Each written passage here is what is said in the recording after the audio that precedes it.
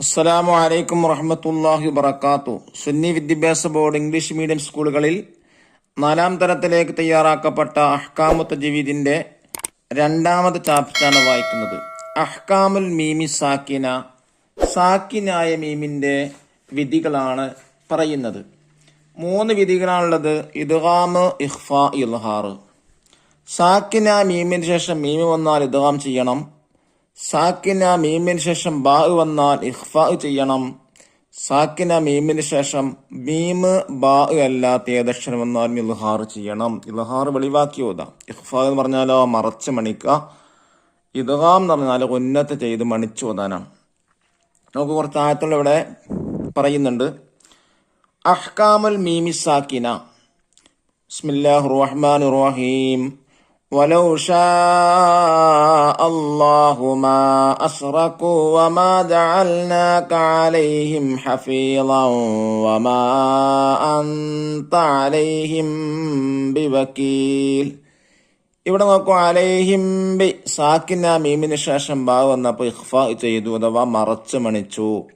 അലൈഹിം ബിവകീൽ എന്നാണ് അതുണ്ട്. അവ കുല്ലമാ ആഹദു അഹ്ദൻ നബദഹു ഫരീഖും മിൻഹും ബൽ അക്സറുഹും ലാ യുഅ്മിനൂൻ. ഇവിടെ നോക്കൂ, ഫരീഖും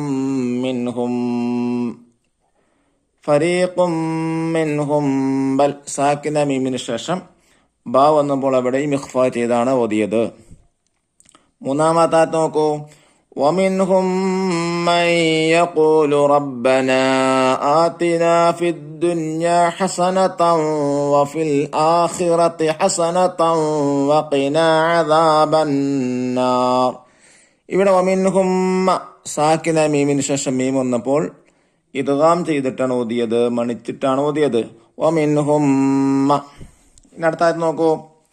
فمنهم من آمن به ومنهم من صد عنه وكفى بجهنم سعيرا. ഇവിടെ ഫമിൻഹും അതുപോലെ തന്നെ വമിൻഹും 2 സ്ഥലത്ത് സാക്കിന മീമിന് ശേഷം മീമ് വന്നപ്പോൾ ഇദ്ഗാം ചെയ്തിട്ടാണ് ഓതിയത്. അടുത്തത് നോക്കൂ. اليوم نختم على أفواههم وتكلمنا أيديهم وتشهد أرجلهم بما كانوا يكسبون. ഇവിടെ അർജുലുഹും ബി സാക്കിന മീമിന് ശേഷം ബാവുന്നപ്പോൾ ഇഖ്ഫാ ചെയ്തിട്ടാണ് ഓതിയത്. അടുത്ത وكم أهلكنا قبلهم من قرن هم أشد منهم بطشا فنقبوا في البلاد هل من محيص. ഇവിടെ قبلهم സാക്കിന മീമിന് ശേഷം മീം വന്നപ്പോൾ ഇദ്ഗാം ചെയ്തു ഓതി.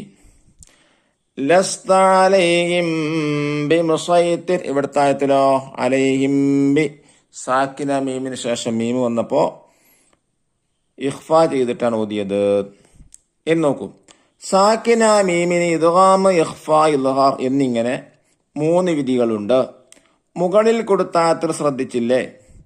ഈ ആയത്തുകളിൽ ചിലത് സുക്കൂനുള്ള മീമിന് ശേഷം മീമും മറ്റു ചിലതിൽ മീമിന് ശേഷം ബാഉമാണ് വന്നിട്ടുള്ളത്.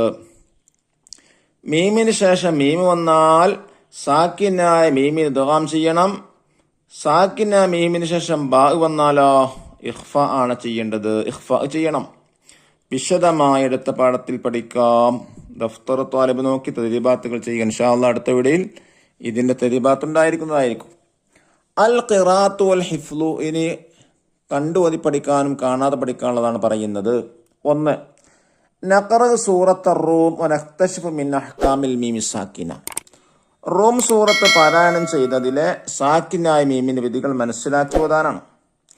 2. നഹ്ഫലുൽ അദ്കാർ. ചില ദിക്റുകൾ കാണാതെ പഠിക്കുക. അല്ലാഹു തൗഫീഖ് നൽകട്ടെ. അസ്സലാമു അലൈക്കും വറഹ്മത്തുള്ളാഹി വബറകാതുഹു.